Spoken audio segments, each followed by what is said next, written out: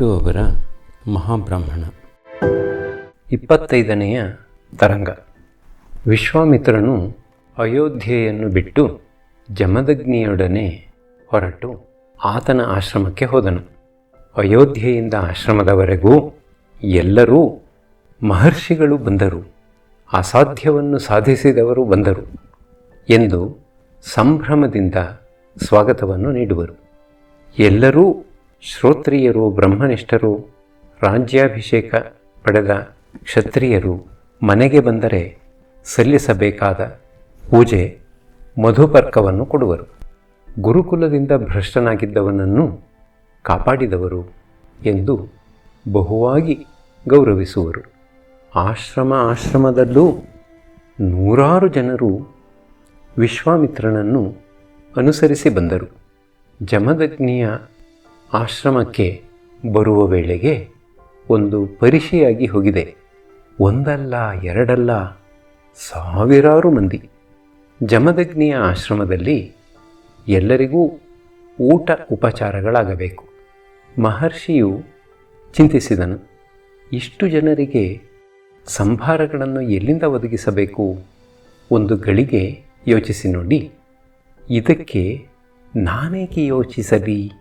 ಅಗ್ನಿರ್ಗೃಹಪತಿ, ಮನೆಯ ಯಜಮಾನನು ಅಗ್ನಿ. ಮನೆಯ ಆಗುಹೋಗುಗಳೆಲ್ಲ ಆತನದು. ಮನೆಗೆ ಬಂದಿರುವ ಅತಿಥಿ ಅಭ್ಯಾಗತರ ಪೂಜೆಯನ್ನು ನಡೆಸಲು ನಾವು ಎಲ್ಲವನ್ನೂ ತಂದುಕೊಟ್ಟು ಪೂಜೆಯನ್ನು ನಡೆಯಿಸಿಕೊಳ್ಳುವುದು ಆತನ ಭಾರ. ಅಗ್ನಿ ನಾರಯಿಮಶ್ನಿಮತ್, ದಾನಯೋಗ್ಯವಾದ ಸದ್ಬ್ರಹ್ಮವನ್ನೆಲ್ಲ ಕೊಡುವವನು ಅವನು. ಅತಿಥಿ ಸ್ವರೂಪವಾಗಿ ಬರುವವನು ಅಗ್ನಿಯೇ. ಅದರಿಂದ ಈ ಸಂದರ್ಭದಲ್ಲಿ ಅವನನ್ನೇ ಆಶ್ರಯಿಸಬೇಕು ಎಂದು ಗೊತ್ತು ಮಾಡಿಕೊಂಡು ಹೊರಟನು. ಜಮದಗ್ನಿಯು ಅಗ್ನಿಯನ್ನು ವಿಧಿಪೂರ್ವಕವಾಗಿ ಪೂಜಿಸಿ, ದೇವ, ತಿಳಿದವರು ನಿನ್ನನ್ನು ಜಾತವೇದನೆಂದು ಹೊಗಳುವರು. ಸದ್ದ್ರವ್ಯವನ್ನು ಸಂಪಾದಿಸುವ ಹಾದಿಗಳನ್ನೆಲ್ಲ ಬಲ್ಲವನೆಂದು ನೀನು ಖ್ಯಾತಿ ಪಡೆದಿರುವೆ. ಅತಿಥಿ ಸ್ವರೂಪನಾಗಿ ನೀನು ಬರುವೆ. ತ್ರೇತಾಗ್ನಿಯಾಗಿ ಗೃಹದಲ್ಲಿದ್ದು ಪಂಚಾಗ್ನಿಯಾದ ಅತಿಥಿಯಾಗಿ ಬರುವೆ. ದಾತೃವೂ ಭೋಕ್ತೃವೂ ನೀನೇ ಆಗಿರಲು ನಿನಗೆ ನಾನು ಹೇಳಿಕೊಳ್ಳಬೇಕಾದುದು ಆದರೂ ಏನು? ಆದರೂ ನಾನು ಎಂಬ ಅಭಿಮಾನವಿರುವುದರಿಂದ ನಿನ್ನಲ್ಲಿ ಹೇಳಿಕೊಡುವೆನು. ಮನ್ನಿಸು, ಅತಿಥಿ ಪೂಜೆಗೆ ಅನುಕೂಲ ಮಾಡಿಕೊಡು ಎಂದು ಪ್ರಾರ್ಥಿಸಿದನು. ಅಗ್ನಿಯು ಸೌಮ್ಯನಾಗಿ ಶುದ್ಧ ಜ್ವಾಲಮಾಲಾ ಮನೋಹರನಾಗಿ ಕಾಣಿಸಿಕೊಂಡು, ಜಮದಗ್ನಿ, ಭೃಗುಗಳು ಯಾವಾಗಲೂ ನನ್ನ ಮಿತ್ರರು. ನೀನಂತೂ ಭೃಗುಕುಲ ಶೇಖರನು. ನೀನು ಸಪ್ತರ್ಷಿಗಳಲ್ಲಿ ಒಬ್ಬನಾಗುವವನು. ನಿನ್ನ ಪ್ರಾರ್ಥನೆಯು ವಿಫಲವಾಗುವುದಿಲ್ಲ. ನಿನಗೆ ಈಗ ಬೇಕಾಗಿರುವುದು ಕಾಮಧೇನುವಿನ ಸಂತತಿಯ ಒಂದು ಧೇನು. ನಾನು ಆಗಲೇ ಶಬಲೆ ಎಂಬ ಕಾಮಧೇನುವನ್ನು ನಿನಗೆಂದು ಸಂಕಲ್ಪಿಸಿರುವೆನು. ಆದರೆ ಒಂದು ಬ್ರಹ್ಮಾಂಡದಲ್ಲಿ ಇರುವ ಸಮಸ್ತಕ್ಕೂ ಒಡೆಯನು ಇಂದ್ರನು. ಆತನು ಕೊಡದಿದ್ದರೆ ಯಾವ ವಸ್ತುವೂ ಯಾರಿಗೂ ಸೇರುವುದಿಲ್ಲ. ಅದರಿಂದ ಆತನನ್ನು ಕುರಿತು ಹೋಮ ಮಾಡಿ ಆತನ ಪ್ರಸಾದವನ್ನು ಸಂಪಾದಿಸಿಕೊ.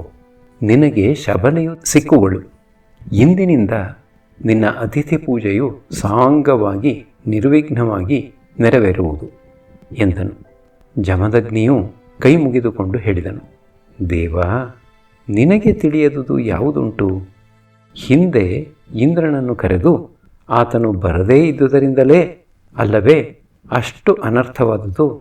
ಈಗ ಕರೆದರೆ ಬರುವನೇ? ಅಗ್ನಿಯು ನಕ್ಕನು. ಈಗ ಕರೆಯುವವನು ಜಮದಗ್ನಿ, ಆಗ ಕರೆದವನು ತ್ರಿಶಂಕು. ಅಲ್ಲದೆ ಯಜ್ಞಗಳಲ್ಲಿ ಕರೆಯುವುದು ಬೇರೆ, ಹೋಮದಲ್ಲಿ ಕರೆಯುವುದು ಬೇರೆ. ನಿನ್ನಂಥವರು ಅಹರ್ನಿಶಿಗಳಲ್ಲಿ ಮಾಡುವ ಸತ್ಕಾರ್ಯಗಳಿಂದಲೇ ಅಲ್ಲವೇ ಜಗತ್ತು ನಿಂತಿರುವುದು. ಅದರಿಂದ ಇಂದ್ರನು ಅಗತ್ಯವಾಗಿ ಬರುವನು. ನಿನಗೆ ಇನ್ನೂ ಅನುಮಾನವಿದ್ದರೆ ಇಂದ್ರಾಗ್ನಿ ದೇವತಾಕವಾದ ಹೋಮವನ್ನು ಮಾಡಿ ಅನಂತರ ಐಂದ್ರ ಹೋಮವನ್ನು ಮಾಡು, ನಾನು ಅವನನ್ನು ಕರೆತರುವೆನು ಎಂದನು. ಜಮದಗ್ನಿಯು ಇಂದ್ರಾಗ್ನವಾದ ಹೋಮವನ್ನು ಮಾಡಿ ಅನಂತರ ಐಂದ್ರಾಹುತಿಯನ್ನು ಇತ್ತನು. ದೇವರಾಜನು ದೇದೀಪ್ಯಮಾನವಾಗಿ ಪ್ರಸನ್ನನಾಗಿ ಪ್ರತ್ಯಕ್ಷನಾಗಿ, ಜಮದಗ್ನಿ, ನಿನ್ನ ಅಪೇಕ್ಷೆಯು ನೆರವೇರಲಿ, ನನ್ನ ದರ್ಶನವೂ ವಿಫಲವಾಗದಿರಲಿ. ದೇವತೆಗಳು ನಿನಗೆ ಶಬಲೆಯನ್ನು ಅನುಗ್ರಹಿಸಿರುವರು. ಕಾಮಧೇನುವಿಗೆ ಆಹುತಿಯನ್ನು ಕೊಟ್ಟು ಆಕೆಯ ಅಪ್ಪಣೆಯನ್ನು ಪಡೆದು ಶಬಲೆಯನ್ನು ಧ್ಯಾನಿಸು. ಆಕೆಯು ನಿನ್ನ ಆಶ್ರಮಕ್ಕೆ ಬರುವಳು. ನೀನು ಭೂಲೋಕದಲ್ಲಿ ಇರುವವರೆಗೂ ಆಕೆಯು ನಿನ್ನ ಸ್ವತ್ತಾಗಿರಲಿ ಎಂದು ನುಡಿದನು. ಜಮದಗ್ನಿಯು ಇಂದ್ರನ ಅನುಜ್ಞೆಯನ್ನು ಪಡೆದು ಕಾಮಧೇನುವಿಗಾಗಿ ಹೋಮ ಮಾಡಿ ಶಬಲೆಯನ್ನು ಧ್ಯಾನಿಸಿದನು. ಆಶ್ರಮದ ಬಾಗಿಲಲ್ಲಿ ಅಂಬಾ ಎಂದು ಹಸುವಿನ ಕೂಗು ಮೊಳಗಿತು. ಜಮದಗ್ನಿಯ ಪತ್ನಿಯು ಗೋಪೂಜೆಗೆ ಹೊರಟಳು. ಜಮದಗ್ನಿಯು ಶಬಲೆಯನ್ನು ಸತ್ಕರಿಸಲು ಇಂದ್ರನ ಅಪ್ಪಣೆಯನ್ನು ಕೇಳಿದನು. ಇಂದ್ರನು ನಗುತ್ತಾ, ನನಗೆ ಗೊತ್ತಿದೆ, ಹೋಗಿ ಬಾ, ಅನಂತರ ಮಾತನಾಡೋಣ ಎಂದನು. ಜಮದಗ್ನಿಯು ಸಪತ್ನೀಕನಾಗಿ ಶಬಲೆಯನ್ನು ಸ್ವಾಗತಿಸಿ ಸತ್ಕರಿಸಿದನು. ದೇವಧೇನುವು ಎಳೆಯ ಮಗುವಿಗಿಂತ ಹೆಚ್ಚು ಸಾಧವಾಗಿ ಅವರಿಗೆ ಒಲಿದು ತನ್ನ ಒಲುಮೆಯನ್ನು ಪ್ರಕಟವಾಗಿ ತೋರಿಸಿತು. ಆ ದಂಪತಿಗಳು, ತಾಯೇ, ನೀನು ಆಶ್ರಮದ ಸೌಭಾಗ್ಯಲಕ್ಷ್ಮಿಯಾಗಿ ಇಲ್ಲಿ ಇರುವವರನ್ನೂ ಬರುವವರನ್ನೂ ಕಾಪಾಡುವವಳಾಗು. ನಿನ್ನ ದಯೆಯಿಂದ ದೇವಾತಿಥಿ ಪೂಜೆಯು ನಿರ್ವಿಘ್ನವಾಗಿ ನಡೆಯಲಿ ಎಂದು ಪ್ರಾರ್ಥಿಸಿದರು. ಶಬಲೆಯು ಪ್ರಾರ್ಥನೆಯನ್ನು ಅಂಗೀಕರಿಸಿ ಆಶ್ರಮವಾಸಿನಿಯಾಗಿ ನಿಂತಳು. ಆಕೆಗಾಗಿ ಒಂದು ಕ್ಷಣದಲ್ಲಿ ಒಂದು ಪರ್ಣಶಾಲೆಯು ಏರ್ಪಟ್ಟಿತು. ಜಮದಗ್ನಿಯು ಆಕೆಯ ಅಪ್ಪಣೆ ಪಡೆದು ಮತ್ತೆ ಅಗ್ನಿಗೇಹಕ್ಕೆ ಬಂದನು. ಇಂದ್ರನು ಮತ್ತೆ ದರ್ಶನ ಕೊಟ್ಟು ಅಪ್ಪಣೆಯಾಗಬೇಕು, ಮಹರ್ಷಿಗಳ ಸಂದೇಹವನ್ನು ನಿವಾರಿಸಲು ಸಿದ್ಧನಾಗಿದ್ದೇನೆ ಎಂದನು. ಜಮದಗ್ನಿಯು ನಕ್ಕು, ದೇವರಾಜ, ಅಗ್ನಿದೇವನ ಕೃಪೆಯಿಂದ ಸಂದೇಹವು ನಿವಾರಣವಾಯಿತು. ಆದರೆ ನನ್ನದೊಂದು ಪ್ರಾರ್ಥನೆಯುಂಟು. ನೀನು ವಿಶ್ವಾಮಿತ್ರನಿಗೂ ದರ್ಶನ ಕೊಡಬೇಕು ಎಂದು ಕೋರಿದನು. ಇಂದ್ರನು ಆಗಲೆಂದನು. ವಿಶ್ವಾಮಿತ್ರನು ಆಶ್ರಮದಲ್ಲಿ ಹರಿಯುತ್ತಿರುವ ನದಿಯ ದಡದಲ್ಲಿ ಅಧ್ಯಯನ ಮಾಡುತ್ತಾ ಕುಳಿತಿದ್ದಾನೆ. ಯಾರೋ ಸುಳಿದಂತಾಯಿತು. ಮನಸ್ಸು ಅತ್ತ ಕಡೆಗೆ ಹೊರಳಿತು. ಯಾರೆಂದು ನೋಡಿದರೆ ತೇಜೋಮೂರ್ತಿಯೊಂದು ಎದುರಿಗೆ ನಿಂತಿದೆ. ಧರಿಸಿರುವ ಪುಷ್ಪಮಾಲಿಕೆಗಳ ಸುಗಂಧವು ಮೂಗಿನ ಸೆಲೆಯನ್ನು ಒಡೆಯುವಷ್ಟು ತೀವ್ರವಾಗಿದ್ದರೂ ಸೌಮ್ಯವಾಗಿ ಮನೋಹರವಾಗಿದೆ. ಆಭರಣಗಳ ಜೀವರತ್ನಗಳ ಕಾಂತಿಯು ಕಣ್ಣು ಕೋರೈಸುವಷ್ಟು ಘನವಾಗಿದ್ದರೂ ಪ್ರಸನ್ನವಾಗಿದೆ. ಮೂರ್ತಿಯ ರೂಪವು ತಾನೇ ಇಂಥವನೆಂದು ಹೇಳಿಕೊಳ್ಳುವಷ್ಟು ಸ್ಪಷ್ಟವಾಗಿದ್ದು ವಿಶ್ವಾಮಿತ್ರನ ಅಂತರ್ಬಾಹ್ಯೇಂದ್ರಿಯಗಳನ್ನೆಲ್ಲ ತನ್ನ ಕಡೆಗೆ ಸೆಳೆಯುತ್ತಿದೆ. ಉತ್ತರೀಯದ ಸೆರಗು ಗಾಳಿಯಲ್ಲಿ ಅಲೆಯುತ್ತಾ, ವಿಶ್ವಾಮಿತ್ರ, ಬಾ, ನನ್ನ ಕಡೆ ತಿರುಗು ಎಂದು ಕರೆಯುವಂತಿದೆ. ಆ ಮೂರ್ತಿಯ ಮುಖದಲ್ಲಿ ಮೆರೆಯುತ್ತಿರುವ ಮಂದಹಾಸವು ಆತನನ್ನು ತಾನೇ ಮಾತನಾಡಿಸುವಂತಿದೆ. ಇಷ್ಟಾದರೂ ವಿಶ್ವಾಮಿತ್ರನಿಗೆ ಗುರುತು ಸಿಕ್ಕಲೊಲ್ಲದು. ವಿಶ್ವಾಮಿತ್ರನಿಗೆ ಯೋಚಿಸುವುದಕ್ಕೆ ಅವಕಾಶವಿಲ್ಲ. ಹೇಗೆ ನೋಡಿದರೂ ದೇವತೆ ಎನ್ನುವುದಕ್ಕೆ ಸಂದೇಹವಿಲ್ಲ. ಆ ಮೂರ್ತಿಯನ್ನು ಕಾಣುತ್ತಿದ್ದ ಹಾಗೆಯೇ ವಿಶ್ವಾಮಿತ್ರನ ದೇಹವೇ ತಾನಾಗಿ ಎದ್ದು ನಿಂತು ಕೈ ಮುಗಿದು ಪೂಜೆಯನ್ನು ಸಲ್ಲಿಸಿದೆ. ಮನೋಬುದ್ಧಿಗಳೂ ಇಂದ್ರಿಯಗಳೂ ಸಾವಧಾನವಾಗಿವೆ. ವಿಶ್ವಾಮಿತ್ರನು ಮಾನಸವಾಗಿಯೇ ಆಸನಾದಿಗಳನ್ನು ಕಲ್ಪಿಸಿದನು. ತೇಜೋಮೂರ್ತಿಯು ಆ ಮಾನಸ ಪೂಜೆಯನ್ನು ಸ್ವೀಕರಿಸಿ ಪ್ರಸನ್ನನಾಗಿ, ಮಹರ್ಷಿಗಳಿಗೆ ತಾವು ಕರೆದಾಗ ಬರಲಿಲ್ಲವೆಂದು ಕೋಪವಿರಬಹುದು ಅಲ್ಲವೇ ಎಂದನು. ಸೃಷ್ಟಿಯು ದೇವ, ಮನುಷ್ಯ, ತಿರ್ಯಕ್ಕೆಂದು 3 ವಿಧವು. ತಿರ್ಯಕ್ಕಿನಗಿಂತ ಮನುಷ್ಯರು, ಮನುಷ್ಯರಿಗಿಂತ ದೇವರು ಉತ್ತಮರು. ಉತ್ತಮರನ್ನು ಕಂಡರೆ ಅಧಮರು ಹೆದರುವುದು ಸ್ವಭಾವವು. ವಿಶ್ವಾಮಿತ್ರನಿಗೆ ಯಾರು ಎನ್ನುವುದು ತಿಳಿಯಿತು. ಆದರೆ ಕೋಪವಿತ್ತೋ ಏನೋ, ಆ ಮಾತನ್ನು ಕೇಳಿದ ಮೇಲಂತೂ ಕೋಪ ಉಳಿಯಲಿಲ್ಲ. ಬರುವುದೂ ಬಿಡುವುದೂ ದೇವರಾಜನ ಚಿತ್ತ, ಕರೆಯುವುದಂತೂ ನಮ್ಮ ಕರ್ತವ್ಯ ಎಂದನು. ಮಹರ್ಷಿ, ಚಿಂತಿಸದಿರು, ನಮ್ಮಂತೆ ಭವಿತವ್ಯವನ್ನು ಕಂಡು ನಡೆಯಬೇಕಾಗಿ ಬಂದಾಗ ನಮ್ಮ ಕಾರ್ಯಗಳು ಹೊರಗಣ್ಣಿನಿಂದ ನೋಡುವವರಿಗೆ ಅನನ್ವಯವಾಗಿ ಕಾಣಬಹುದು. ಆದರೆ ಕರ್ತವ್ಯನಿಷ್ಠರು ಹೊರಗಿನ ಮಾನದಂಡವನ್ನು ಅಷ್ಟಾಗಿ ಒಪ್ಪುವುದಿಲ್ಲ ಅಲ್ಲವೇ? ಬೃಹಸ್ಪತಿಯ ಅನುಗ್ರಹದಿಂದ ಭವಿತವ್ಯವು ಏನೋ ಇದೆ ಎಂದು ಸೂಚಿತವಾಯಿತು. ಆದರೂ ಅದರ ಸ್ವರೂಪ ತಿಳಿದುದು ಜಮದಗ್ನಿಗೆ ಮಾತ್ರ. ನಿನಗೂ ತಿಳಿಯುವುದು. ಈಗ ಕೃತಯುಗದ ಒಂದು ಪಾದವು ಮುಗಿಯಿತು. ಇನ್ನು ಮುಂದೆ ಎರಡನೆಯ ಪಾದ ಆರಂಭವಾಗುವ ಸಂಧಿಕಾಲವಿದು. ಈಗ ಲೋಕದಲ್ಲಿ ಷೋಡಶ ಕಳಾತ್ಮಕವಾದ ಧರ್ಮದಲ್ಲಿ ಒಂದು ಕಳೆಯು ಕಡಿಮೆಯಾಗುವುದು. ಅದು ಕಡಿಮೆಯಾಯಿತೆಂದು ಲೋಕವು ವ್ಯಥಿಸುವುದು. ಆ ಪಂಚಭೂತಗಳ ವ್ಯಥೆಯನ್ನು ಯಾವನಾದರೂ ಒಬ್ಬ ಮಹಾನುಭಾವನು ಅನುಭವಿಸಿ ತೀರಿಸುವನು. ಈಗಿನ ವ್ಯಥೆಯನ್ನು ವಸಿಷ್ಠನು ಅನುಭವಿಸಬೇಕಾಗಿರುವುದು. ಆತನು ವ್ಯಥೆಯನ್ನು ಅನುಭವಿಸಲೂ ಸಿದ್ಧನಾಗಿರುವನು. ನಿತ್ಯ ತೃಪ್ತನಾಗಿ ಬ್ರಹ್ಮಜ್ಞನಾದ ಆತನಿಗೆ ವ್ಯಥೆ ಎಲ್ಲಿಂದ ಬರಬೇಕು? ಅದಕ್ಕಾಗಿ ಚಂಡಾಲರಾಜನ ಯಜ್ಞ, ಅದಕ್ಕೆ ಅಶ್ವಿನಿ ದೇವತೆಗಳ ಸಹಾಯ, ಅಲ್ಲಿಗೆ ನಾನು ಬರೆದಿರುವುದು. ಅದೇ ಕಾರಣವಾಗಿ ವಸಿಷ್ಠ ಪುತ್ರರ ವಿನಾಶ, ಇದಕ್ಕಾಗಿ ಅರುಂಧತಿಯ ಶೋಕ, ಅದನ್ನು ವಸಿಷ್ಠರು ವಹಿಸಿಕೊಳ್ಳುವುದು. ಇದಿಷ್ಟೂ ಆಗಬೇಕು. ನನಗೂ ವಸಿಷ್ಠರಿಗೂ ವಿಶೇಷವಾದ ಮೈತ್ರಿ ಇರುವುದಕ್ಕೆ ಕಾರಣವನ್ನು ಹೇಳುವೆನು ಕೇಳು. ನಾನು ಹಿಂದೆ ವೃತ್ರ ವಧೆಯನ್ನು ಮಾಡಿರುವಾಗ ವೃತ್ರನು ರೂಪವನ್ನು ಮರೆಸಿಕೊಂಡು ಪೃಥ್ವೀಭೂತವನ್ನು ಹಿಡಿದನು. ಆಗ ಪೃಥ್ವೀಭೂತವು ಇದ್ದಲ್ಲೆಲ್ಲ ದುರ್ಗಂಧವು ಹಿಡಿದು ಹೋಯಿತು. ವಜ್ರದಿಂದ ಹೊಡೆಯಲು ಅವನು ಅಲ್ಲಿಂದ ಓಡಿ ಇನ್ನೂ ಸೂಕ್ಷ್ಮವಾಗಿ ಆಪೋಭೂತವನ್ನು ಹಿಡಿದನು. ಆ ಭೂತದ ವ್ಯಾಪನವಿರವಿಡೆಯಲ್ಲೆಲ್ಲ ರಸವು ಕೆಟ್ಟು ಹೋಯಿತು. ಮತ್ತೆ ಅನುಸಂಧಾನ ಮಾಡಿ ಹೊಡೆಯಲು ವೃತ್ರನು ಅಗ್ನಿಭೂತವನ್ನು ಹಿಡಿದನು. ಆ ಭೂತದ ವ್ಯಾಪಾರವಿರುವೆಡೆಯಲ್ಲೆಲ್ಲ ರೂಪವು ಕೆಟ್ಟಿತು. ಅಲ್ಲೂ ಹೊಡೆಯಲು ಅವನು ವಾಯುಭೂತವನ್ನು ಹಿಡಿದನು. ಎಲ್ಲೆಲ್ಲೂ ಸ್ಪರ್ಶಗುಣವೇ ಕೆಟ್ಟು ಹೋಯಿತು. ಅಲ್ಲೂ ಹೊಡೆಯಲು ಆತನು ಆಕಾಶದಲ್ಲಿ ಸೇರಿಬಿಟ್ಟನು. ಬ್ರಹ್ಮಾಂಡದ ಶಬ್ದ ತನ್ಮಾತ್ರೆಯೇ ಕೆಟ್ಟಿತು. ಮತ್ತೆ ಅನುಸಂಧಾನ ಮಾಡಿ ಸಮಯ ಸಾಧಿಸಿ ಮಹಾಯತ್ನದಿಂದ ನಾನು ಹೊಡೆಯಲು ಅವನು ಅಹಂಕಾರವನ್ನು ಆಶ್ರಯಿಸಿ ನನ್ನನ್ನೇ ಹಿಡಿದನು. ನನಗೆ ಎಲ್ಲೂ ಇಲ್ಲದ ವ್ಯಥೆ ಹಿಡಿದು ಚಿಂತಾಮಗ್ನನಾಗಿ ಕುಳಿತು ಬಿಡುವಂತಾಯಿತು.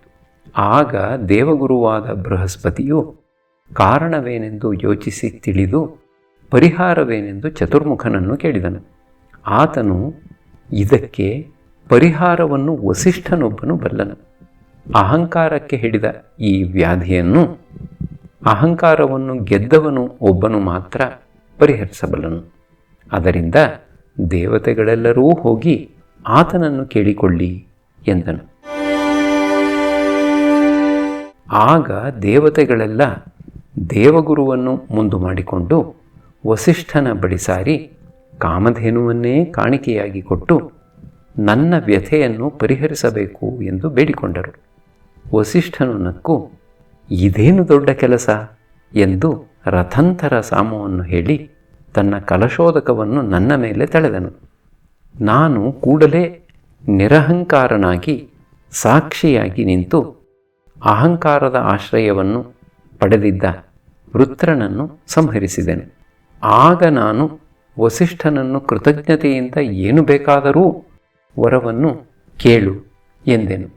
ವಸಿಷ್ಠನು ನಕ್ಕು ನನಗೇನೂ ಬೇಕಾಗಿಲ್ಲ, ಬೇಡವೆಂದರೆ ನೀನು ಸಿಟ್ಟಾಗುವೆ, ಅದರಿಂದ ನೀನು ನನಗೆ ಬೇಕಾದ ವರವನ್ನು ಕೊಡು ಎಂದನು.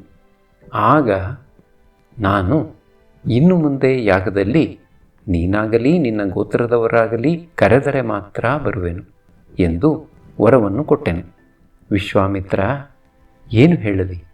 ನಾವು ಆತನಿಗೆ ಕೊಟ್ಟಿದ್ದ ಕಾಮಧೇನುವನ್ನು ಇಟ್ಟುಕೊಳ್ಳಲಿಲ್ಲ.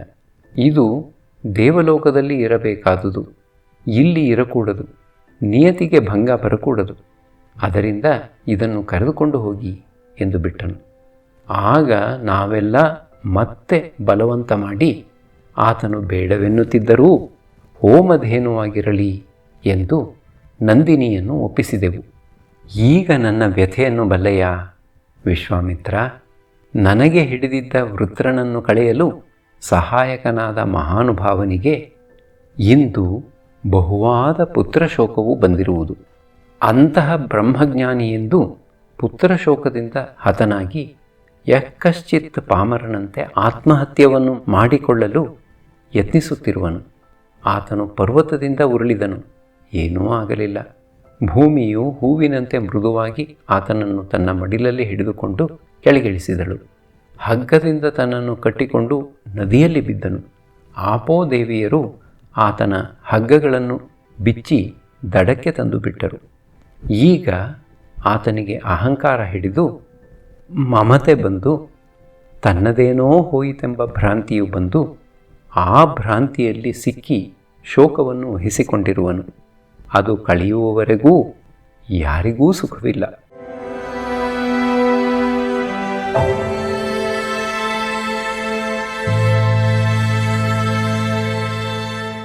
ಇಪ್ಪತ್ತಾರನೆಯ ತರಂಗ. ಇಂದ್ರನು ಹೇಳಿದುದನ್ನು ಕೇಳುತ್ತಾ ವಿಶ್ವಾಮಿತ್ರನಿಗೆ ಬೆಪ್ಪು ಹಿಡಿದಂತಾಯಿತು. ವಸಿಷ್ಠನು ವೃತ್ರವ್ಯಥೆಯನ್ನು ರಥಂತರ ಸಾಮದಿಂದ ಕಳೆದನೆಂದರೆ ಜಿಜ್ಞಾಸುವಾದ ಬುದ್ಧಿಯು ತಾನೂ ರಥಂತರ ಸಾಮವನ್ನು ಹೇಳಿ ಅದರಿಂದ ಏನೇನು ವಿಚಿತ್ರ ಫಲಗಳಾಗುವು ಅದನ್ನೆಲ್ಲ ನೋಡಬೇಕು ಎನ್ನಿಸಿತು. ಬೀಜವಾದ ವಾಕ್ಕನ್ನು ಸಾಮವಾಗಿ ಹಾಡಿ ಅದರಲ್ಲಿ ಕುಳಿತಿರುವ ಅಕ್ಷರಶಕ್ತಿಗಳನ್ನೂ ಪ್ರಸ್ತಾರ ಮಾಡಿ ಪರೆಯಲ್ಲಿ ಅಡಗಿರುವ ಚಿಚ್ಛಕ್ತಿಯ ಸ್ವರೂಪವನ್ನು ವೈಖರಿಗೆ ಎಳೆದು ತಂದು ಅವ್ಯಕ್ತವಾಗಿ ಶಕ್ತಿ ಪ್ರಪಂಚವನ್ನು ವ್ಯಕ್ತವಾಗಿ ಜಗತ್ತಿನಲ್ಲಿ ಪ್ರಕಟಿಸುವ ಹಂಬಲ ತಾನೇ ತಾನಾಯಿತು. ವಸಿಷ್ಠನು ದೇವತೆಗಳು ಕೊಟ್ಟ ಕಾಮಧೇನುವನ್ನು ಬೇಡವೆಂದು ಹಿಂದಿರುಗಿಸಿ ಕೊಟ್ಟನು. ಮತ್ತೆ ದೇವತೆಗಳೇ ಹೋಮಧೇನುವಾಗಿರಲಿ ಎಂದು ನಂದಿನಿಯನ್ನು ಕೊಟ್ಟರು ಎಂಬುದನ್ನು ಕೇಳಿ ಆ ಮಹಾನುಭಾವನು ದಿಟವನ್ನೇ ಹೇಳಿದರೂ ತಾನು ನಂಬದೆ ಆತನ ಮೇಲೆ ಕ್ರೋಧ ಹಿಡಿದುದು ನೆನಪಾಗಿ ತನ್ನ ಮೇಲೆ ತನಗೇ ಜುಗುಪ್ಸೆಯುಂಟಾಗಿ ಎಂತಹ ನೀಚ ಸ್ವಭಾವ ತನ್ನದು ಎನ್ನಿಸಿತು. ಆತನಿಗೆ ದುಃಖ ಉಂಟಾಗಿರುವುದು ಲೋಕಕ್ಷೇಮಾರ್ಥವಾಗಿ ಎಂಬುದನ್ನು ಕೇಳಿ ಒಂದು ಥರದ ಸಮಾಧಾನವಾದರೂ ಆ ದುಃಖಕ್ಕೆ ತಾನು ಕಾರಣನಾದೆನಲ್ಲ ಎಂದು ಆತನಿಗೂ ದುಃಖವಾಗಿ ಏನಾದರೂ ಮಾಡಿ ಅದನ್ನು ಕಳೆಯಬೇಕು ಎನ್ನಿಸಿತು. ಏಕಾಗಬಾರದು. ತ್ರಿಶಂಕುವನ್ನು ಸ್ವರ್ಗಕ್ಕೆ ಕಳುಹಿಸಿದುದು ತಪೋಬಲವಾದರೆ ವಸಿಷ್ಠನ ಶೋಕವನ್ನು ಕಳೆಯುವುದಕ್ಕೂ ಅದೇ ತಪೋಬಲ ಆಗಬಾರದೇಕೆ ಎನ್ನಿಸಿತು. ಆ ವೀರವೃತ್ತಿಯು ಬಲಿತು ತಾನೇ ತಾನಾಗಲು ಮುನ್ನುಗ್ಗುತ್ತಿದ್ದರೂ ದೇವರಾಜನು ಎದುರಿಗೆ ಇರುವನೆಂಬುದನ್ನು ಮರೆಯದೆ ಅದನ್ನು ಅಂಕೆಯಲ್ಲಿಟ್ಟುಕೊಂಡು ವಿನಯದಿಂದ ಒಳಕೊರಗಿನಿಂದ ಕುಗ್ಗಿ ಮನಸ್ಸಿನಲ್ಲಿರುವ ಕುದಿಯನ್ನು ಕನ್ನಡಿ ಹಿಡಿದು ತೋರಿಸುತ್ತಿರುವಂತೆ ಸೊರಗಿರುವ ದನಿಯಿಂದ ಕೇಳಿದನು. ದೇವರಾಜ, ವಸಿಷ್ಠ ಮಹರ್ಷಿಯ ಶೋಕವನ್ನು ನಿವಾರಿಸಲು ಏನೂ ಉಪಾಯವಿಲ್ಲವೇ? ದೇವರಾಜನು ಹೇಳಿದನು, ಇಲ್ಲದೇ ಇಲ್ಲ, ಅಥವಾ ಇಲ್ಲದಿದ್ದರೂ ಅದನ್ನು ಸೃಷ್ಟಿಸುವುದಕ್ಕೆ ಅವಕಾಶವಿಲ್ಲದೇ ಇಲ್ಲ. ದುಃಖ ಮೂಲವನ್ನು ಹಿಡಿದು ಅದನ್ನು ಅಲ್ಲಾಡಿಸಬೇಕು. ಅದನ್ನು ಮಾಡಲು ಈ ಲೋಕದಲ್ಲಿ ಶಕ್ತರಾದವರು ಬಹುಜನರು ಇಲ್ಲ. ದೇವತೆಗಳಿಗೆ ಇತರರ ಸುಖ ದುಃಖಗಳ ವಿಚಾರದಲ್ಲಿ ಅಷ್ಟು ಆಸಕ್ತಿ ಇಲ್ಲ. ದೇವತೆಗಳು ಯಾವಾಗಲೂ ತಾವು ತಮ್ಮ ಭಕ್ತರು ಎಂಬ ಆದಷ್ಟು ಸಂಕುಚಿತ ಪ್ರಪಂಚವನ್ನು ಮಾತ್ರ ನೋಡಿಕೊಂಡು ತಮ್ಮ ತಮ್ಮ ಕಾರ್ಯವನ್ನು ತಾವು ನಿರ್ವಹಿಸಿಕೊಂಡು ಹೋಗುವ ಸ್ವಭಾವದವರು. ಕ್ಷುದ್ರ ದೇವತೆಗಳು ಹಿಂಸೆಯನ್ನು ಕೊಡಬಲ್ಲರೇ ಹೊರತು ಸುಖವನ್ನು ಕೊಡಲಾರರು. ಅದರಲ್ಲೂ ಈಗಂತೂ ಆ ದುಃಖವು ಕಾಲಧರ್ಮವಾಗಿ ಬಂದಿದೆ ಎಂದ ಮೇಲಂತೂ ದೇವತೆಗಳು ಏನೂ ಮಾಡಲಾರರು. ನೀನೇ ಅಪ್ಪಣೆ ಕೊಡಿಸಿದೆಯಲ್ಲವೇ, ಈ ದುಃಖವನ್ನು ನಿವಾರಿಸಬಲ್ಲವರು ಬಹುಮಂದಿ ಇಲ್ಲವಾದರೂ ಕೆಲವರಾದರೂ ಇರುವರು ಎಂದು. ಅವರು ಯಾರು ಹೇಳು, ಅವರನ್ನೇ ಆಶ್ರಯಿಸೋಣ. ವಸಿಷ್ಠರ ದುಃಖವು ನಿವಾರಣವಾಗಲಿ. ದೇವೇಂದ್ರನು ನಕ್ಕನು. ಆಗಲಿ, ಹೇಳುವೆನು ಕೇಳು. ಮೊದಲನೆಯವರು ಅರುಂಧತೀ ದೇವಿ. ಆಕೆಯು ಪತಿ ದುಃಖವನ್ನು ನುಂಗಬಲ್ಲವಳು. ಆದರೆ ದುಃಖವು ಆಕೆಯದು, ಪತಿಯದಲ್ಲ. ಅರುಂಧತಿಯು ಆ ದುಃಖವನ್ನು ವಹಿಸಿಕೊಂಡರೆ ಅವರ ಹೃದಯವು ನಿರ್ಭಿನ್ನವಾಗುವುದೆಂದು ವಸಿಷ್ಠರು ಅದನ್ನು ವಹಿಸಿಕೊಂಡರು. ಆಕೆಗೆ ಸಾಧ್ಯವಾದರೆ ಆ ದುಃಖವನ್ನು ಒಂದು ದಿನ ವಹಿಸಬಲ್ಲಳಾದರೆ ಆಕೆಯು ಆ ದುಃಖವನ್ನು ಕರಗಿಸಿ ದ್ರವ ಮಾಡಿ ಹೊರಕ್ಕೆ ಬಿಟ್ಟು ಬಿಡಬಲ್ಲಳು.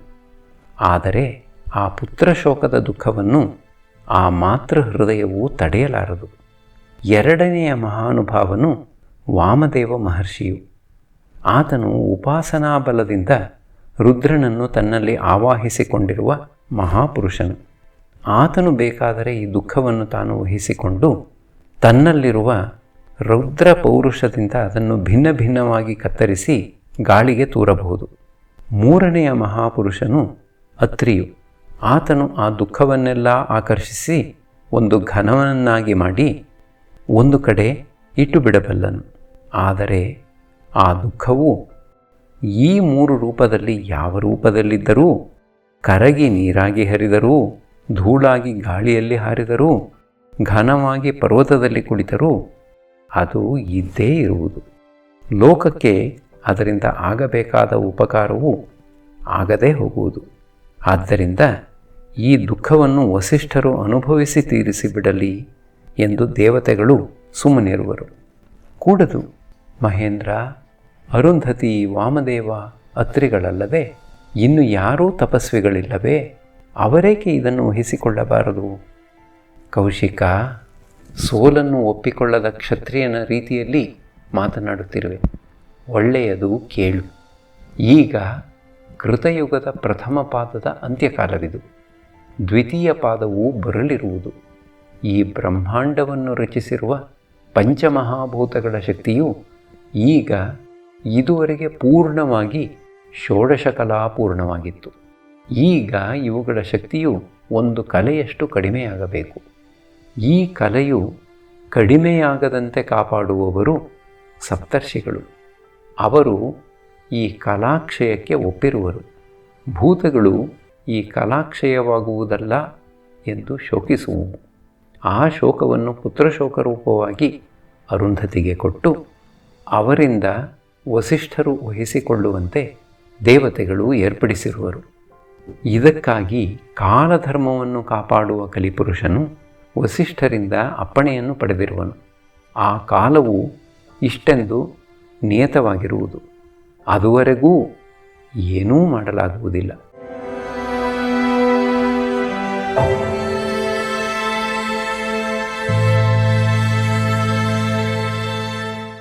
ವಿಶ್ವಾಮಿತ್ರನಿಗೆ ಆ ಮಾತನ್ನು ಕೇಳಿ ಕರುಳು ಕೊರೆದಂತಾಯಿತು.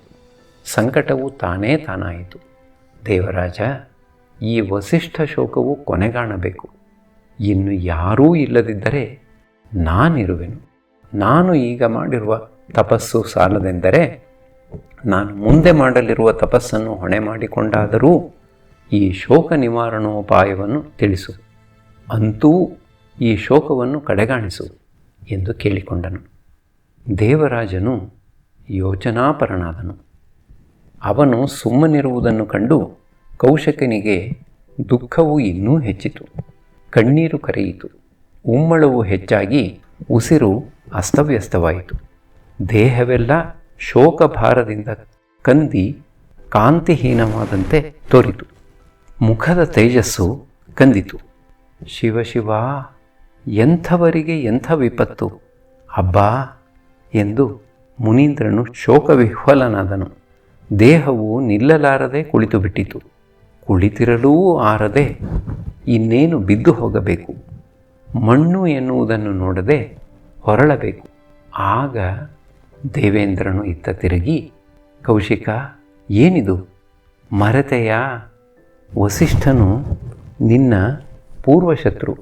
ಅವನನ್ನು ಏನಾದರೂ ಮಾಡಿ ಮುರಿಯಬೇಕೆಂದು ರುದ್ರನನ್ನು ಒಲಿಸಿಕೊಂಡು ಮಹಾಸ್ತ್ರಗಳನ್ನು ಪಡೆದು ತಂದಿದ್ದೆ. ಮರೆತೆಯಾ? ಈಗ ಆತನೇ ದುಃಖ ಸಂವಿಘ್ನ ಮಾನಸನಾಗಿ ಒದ್ದಾಡಿದರೆ ಒದ್ದಾಡಲೇಳು. ನಿನಗೇನು ನಷ್ಟ, ಇಷ್ಟಾಪತ್ತಿಯಲ್ಲವೇ ಎಂದನು. ವಿಶ್ವಾಮಿತ್ರನಿಗೆ ಆ ಮಾತನ್ನು ಕೇಳಿ ಚುಚ್ಚಿದಂತಾಗಿ ಕೋಪ ಬಂತು. ಆ ಕೋಪದಲ್ಲಿ ದುಃಖವು ಒಂದಿಷ್ಟು ಪಕ್ಕಕ್ಕೆ ಸರಿಯಿತು. ಎದ್ದು ನಿಂತನು. ಭೃಕುಟಿಯು ಬದ್ಧವಾಗಿ ಮೇಲಕ್ಕೆ ನೆಗೆಯಿತು. ಮೂಗಿನ ಹೊಳ್ಳೆಗಳು ಅರಳಿದವು. ತುಟಿಗಳು ಒಂದಕ್ಕೊಂದು ಒತ್ತಿಕೊಂಡವು. ದೇಹವು ನಿಮಿರಿಕೊಂಡು ಯೋಗವಟ್ಟದಂತೆ ದಿಟ್ಟವಾಗಿ ನಿಂತುಕೊಂಡಿತು. ಒಂದು ಗಳಿಗೆಯ ಮುಂದೆ ನೀರು ಕಾರಿದ ಕಣ್ಣಿನ ಕೆಂಪೂ ಆ ನೀರಿನ ಒದ್ದೆಯೂ ಸೇರಿ ವಿಚಿತ್ರವಾಗಿರುವ ಆ ನೋಟದಿಂದ ಕೌಶಿಕನು ಹೇಳಿದನು, ಪುರಂದರ, ಹೌದು, ಅಂತಹದೊಂದು ವಿಷಮ ಭಾವವು ಒಮ್ಮೆ ಈ ಹೃದಯರಂಗದಲ್ಲಿ ತಾನೇ ತಾನಾಗಿ ತಾಂಡವವಾಡಿದುದುಂಟು. ಆದರೆ ಈಗ ಅದಿಲ್ಲ. ಈಗ ನಾನು ವಿಶ್ವಾಮಿತ್ರ. ಲೋಕದಲ್ಲಿರುವ ಚರಾಚರಗಳಿಗೆಲ್ಲ ನಾನು ಮಿತ್ರ. ನನ್ನಿಂದ ಯಾರಿಗೂ, ವಿಷ ಜಂತುಗಳಿಗೂ ಕ್ರಿಮಿಕೀಟಗಳಿಗೂ ಹಿಂಸೆಯಾಗಕೂಡದು. ಕೌಶಿಕನ ಮಾತನ್ನು ವಿಶ್ವಾಮಿತ್ರನಿಗೆ ಹೇಳುವುದು ಯಾವ ನ್ಯಾಯ? ನೀನು 3 ಲೋಕಕ್ಕೂ ಅಧಿಪತಿಯು. ಸ್ವರ್ಗ ಮರ್ತ್ಯ ಪಾತಾಳಗಳಲ್ಲಿ ಇರುವ ಇರಬರುವ ಎಲ್ಲವೂ ನಿನ್ನ ಅಪ್ಪಣೆಗೆ ಒಳಗಾದುದು. ಅದರಿಂದ ಯಾವುದಾದರೂ ಒಂದು ದಾರಿಯನ್ನು ಹೇಳು. ನಿನ್ನಿಂದಲೇ ಆದುದು. ನೀನು ಹೋಗಿ ವಸಿಷ್ಠ ಪುತ್ರರನ್ನು ಕೆಣಕಿ ನೀನೇ ಅವರ ವಿನಾಶಕ್ಕೆ ಕಾರಣನಾದೆ ಎನ್ನುವೇನೋ? ಅದರಿಂದಲೇ ನಾನು ಈಗ ಕೇಳುತ್ತಿರುವೆನು. ನಿನ್ನ ರಹಸ್ಯವನ್ನು ಅರಿಯದೆ ತಿಳಿದ ಇನ್ನೊಂದು ರಹಸ್ಯವನ್ನು ಉಪಯೋಗಿಸಲು ಹೊರಟು ಇಷ್ಟೆಲ್ಲ ಅನರ್ಥವಾಗಿರುವುದು. ಈ ಅನರ್ಥವನ್ನು ತಪ್ಪಿಸಲು ಸಹಾಯ ಮಾಡಲಾರೆಯಾ ಎಂದು ಕೇಳಿಕೊಂಡನು. ಮಾತು, ಮನಸ್ಸು, ಮೈಯೂ ಎಲ್ಲವೂ ಮೃದುವಾಗಿ, ಸ್ನೇಹ ಸುಂದರವಾಗಿ, ಸುಖಮಯವಾಗಿ, ಕೃತಜ್ಞ ಸ್ರೋತದಂತೆ ಹಿತವೂ ಪ್ರಿಯವೂ ಆಗಿತ್ತು.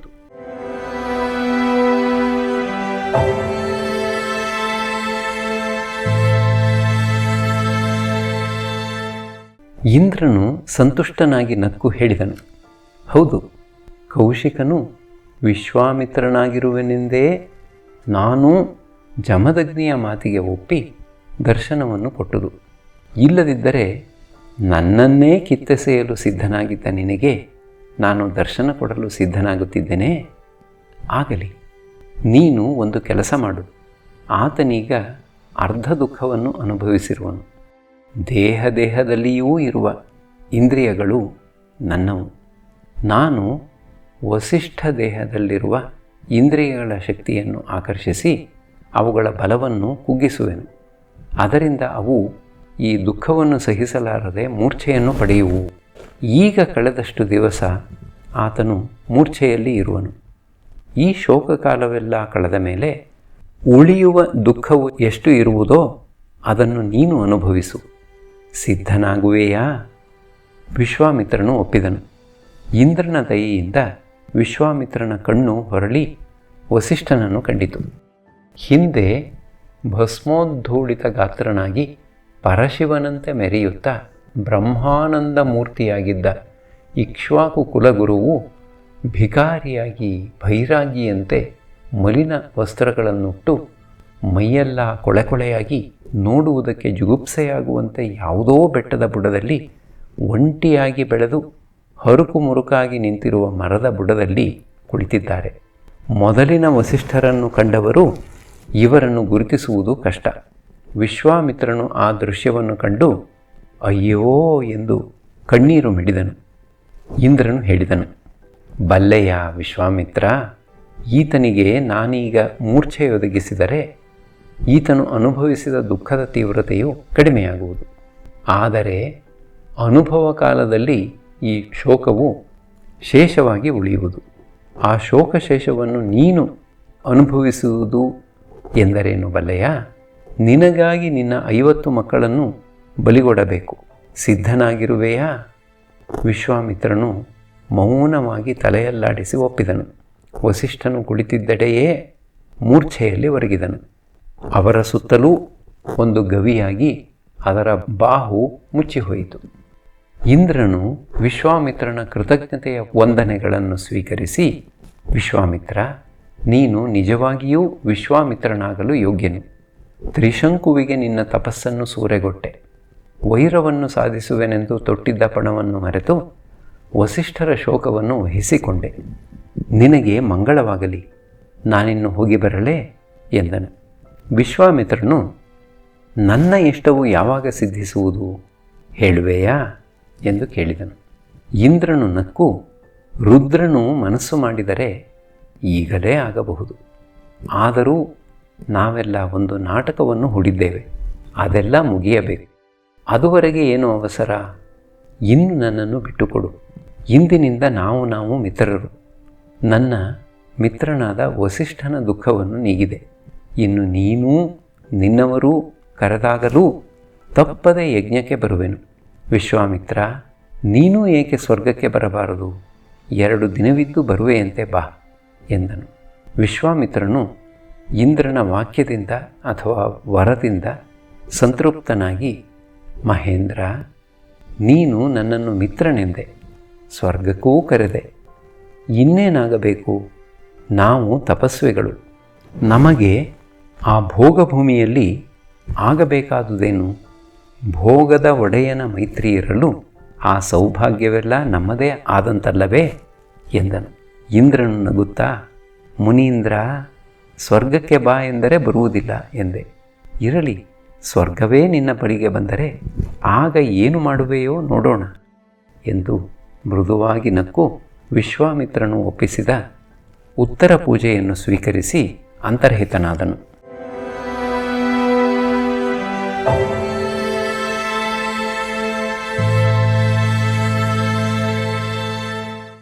ವಿಶೇಷ ವಿಚಾರ: ಚತ್ವಾರಿ ವಾಕ್ ಪದಾ ಪರಿಮಿತಾನಿ ಎಂಬ ರುಕ್ಕನ್ನು ಪರಿಭಾವಿಸಿ ನೋಡಿ. ಪ್ರಾಣಾಪಾನಗಳ ಗತಿಯಿಂದ ಮೂಲಾಧಾರದಲ್ಲಿರುವ ಅನಾಹತ ಶಬ್ದವು ಹುಟ್ಟುವುದು. ಇದು ಸರಸ್ವತಿ ವ್ಯೂಹವಾಗುವುದು. ಇದನ್ನೇ ವೇದದಲ್ಲಿ ಪ್ರಚೋದೇವಿ ಸರಸ್ವತಿ ಇತ್ಯಾದಿ ಮಂತ್ರಗಳಿಂದ ಹೇಳಿರುವುದು. ಈ ಸರಸ್ವತಿ ವ್ಯೂಹವು ಮೂಲದಲ್ಲಿ ಆಡುತ್ತಿರುವುದರಿಂದಲೇ ದೇಹದ ನಾಡಿನಾಡಿಗಳೂ ಕೆಲಸ ಮಾಡುತ್ತಿರುವುವು. ಈ ಸರಸ್ವತಿಯು ವರ್ಣಾತ್ಮಕಳಾಗಲು ಆಕಾಶದಲ್ಲಿ ಪ್ರಸರಿಸಿದಾಗ ಅಲ್ಲಿ ಗಣಪತಿ ವ್ಯೂಹವಾಗುವುದು. ಪ್ರಾಣಾಪಾನಗಳ ಸಂಘರ್ಷದಿಂದ ಅದು ಸಬ್ ಎಂಬ ಆಹತ ಶಬ್ದವಾಗಿ ನಾಭಿಯಲ್ಲಿ ಪ್ರಕಟವಾಗುವುದು. ಅದು ಯೋಗಿಗಳಿಗೆ ಮಾತ್ರ ಪ್ರತ್ಯಕ್ಷವಾಗುವುದು. ಅದನ್ನು ಬಲ್ಲವರು ಪರಾ ಎನ್ನುವರು. ಇದು ಬೀಜಸ್ಥಾನ. ಅಲ್ಲಿಂದ ಅದು ಮೇಲಕ್ಕೆ ಎದ್ದು ಹೃದಯಕ್ಕೆ ಬಂದು ಪಶ್ಯಂತಿಯಾಗುವುದು. ಶಬ್ದ ತನ್ಮಾತ್ರವಾಗಿ ಸೂಕ್ಷ್ಮವಾಗಿ ಜ್ಞಾನೇಂದ್ರಿಯಕ್ಕೂ ಅಗೋಚರವಾದುದರಿಂದ ಪರಾ ಎನ್ನಿಸಿಕೊಂಡಿದ್ದ ವಾಕು ಜ್ಞಾನೇಂದ್ರಿಯ ಗೋಚರವಾಗಿ ಪಶ್ಯಂತಿಯಾಗುವುದು. ಅಂಕುರ, ಅದು ಇನ್ನೂ ಮೇಲಕ್ಕೆದ್ದು ಕಂಠಸ್ಥಾನಕ್ಕೆ ಬಂದು ಸ್ಥೂಲವಾಗಿ ಪ್ರಕಟವಾಗಿ ಚರ್ಮೇಂದ್ರಿಯಕ್ಕೂ ಕೇಳಿಸುವಷ್ಟು ಘನವಾದಾಗ ಮಧ್ಯಮ ಆಗುವುದು. ಅದೇ ಗಂಧರ್ವ ಶಬ್ದ ಅಥವಾ ಸಂಗೀತ. ಇಲ್ಲಿ ಶಬ್ದ ಪ್ರಕಟವಾಗುವ ನಾಡಿಗಳು 16 ಇರುವುದರಿಂದ ಸಂಗೀತ ಶಾಸ್ತ್ರದಲ್ಲಿ 16 ಶುದ್ಧ ಮಾಧ್ಯಮ ರಾಗಗಳು ಸ್ಥಾನಪಲ್ಲಟ ಮಾಡುವುದರಿಂದ ಈ ಮಧ್ಯಮವು ಶುದ್ಧ ಪ್ರತಿ ಎಂದು 2 ಆಗಿ 32 ಆಗುವುದು. ಈ ಶ್ರುತಿಗಳು 16 ಆಗುವುದಕ್ಕೆ ಮುಂಚೆ ಸಪ್ತಮೂಲಗಳಾಗಿರುವುದರಿಂದ ಸಪ್ತಸ್ವರಗಳು. ಅವು ವ್ಯಕ್ತವಾಗುವ ಸ್ಥಾನಗಳು ಕಂಠವಾದರೂ ಅವು ಉತ್ಪತ್ತಿಯಾಗುವ ಸ್ಥಾನಗಳು ಮೂಲಾಧಾರದಿಂದ ಆಜ್ಞಾಚಕ್ರದವರೆಗೂ ಬೇರೆ ಬೇರೆಯಾಗಿರುವುದು. ಅದರಿಂದಲೇ ಆಧಾರ ಶ್ರುತಿ ಆಹತ ಶಬ್ದ, ಅದಕ್ಕೆ ಆಧಾರವಾಗಿ ಅನಾಹತ ಶಬ್ದ. ಅದರಿಂದ ಸಪ್ತಸ್ವರಗಳು, ಅದರಿಂದ 32 ರಾಗಗಳು. ಇನ್ನೂ ಮುಂದೆ ಬಂದರೆ 24 ಶ್ರುತಿಗಳು, ರಾಗಗಳು, ಇಡಾ ಪಿಂಗಳ ಸಂಯೋಗದಿಂದ ರಾಗರಾಗಿಣಿಯರು ಸುಷುಮ್ನಾದಲ್ಲಿ ಮಾತ್ರ ನಿಂತಾಗ ಸಾಮಗಳು. ಇವೆಲ್ಲವೂ ಕಂಠಸ್ಥಾನದ ಮಧ್ಯಮದಿಂದ ಪ್ರಕಟವಾಗುವು. ಇದು ಸಂಗೀತ ಸ್ಥಾನ. ಇದು ಸಸಿ. ಇದೇ ಮಧ್ಯಮೆಯು ಇನ್ನೂ ಮುಂದೆ ಹೋಗಿ ಮುಖದಲ್ಲಿ ವರ್ಣರೂಪವಾಗಿ ಪ್ರಕಟವಾಗುವುದು. ಇದು ಅಕಾರಾದಿ ಹಕಾರಾಂತವಾದ ಪಂಚಾಶದ್ವರ್ಣ ಪುಂಜವಾಗಿ ಪಲ್ಲವಾದಿ ಪರಿಶೋಭಿತವಾಗಿರುವ ಮಹಾವೃಕ್ಷದಂತೆ ಕಾಣಿಸಿಕೊಳ್ಳುವ ವೈಖರಿ ಸ್ಥಾನ ಗುರೂಪಾಸನಾ ಶಾಸ್ತ್ರಾಧ್ಯಯನಾದಿ ಸತ್ಸಂಸ್ಕಾರ ಬಲದಿಂದ ಈ ವಾಗ್ದೇವಿಯನ್ನು ಪ್ರಸನ್ನ ಮಾಡಿಕೊಂಡವನು ಕವಿ. ಗುಹೆಯಲ್ಲಿರುವ ಅವ್ಯಕ್ತ ಶಬ್ದವನ್ನು ಬಲ್ಲವನು ಅವನು. ಅವ್ಯಕ್ತ ಶಬ್ದವು ವೈಖರಿಯಲ್ಲಿ ನೇರವಾಗಿ ನುಡಿದಾಗ ಮಾತ್ರ.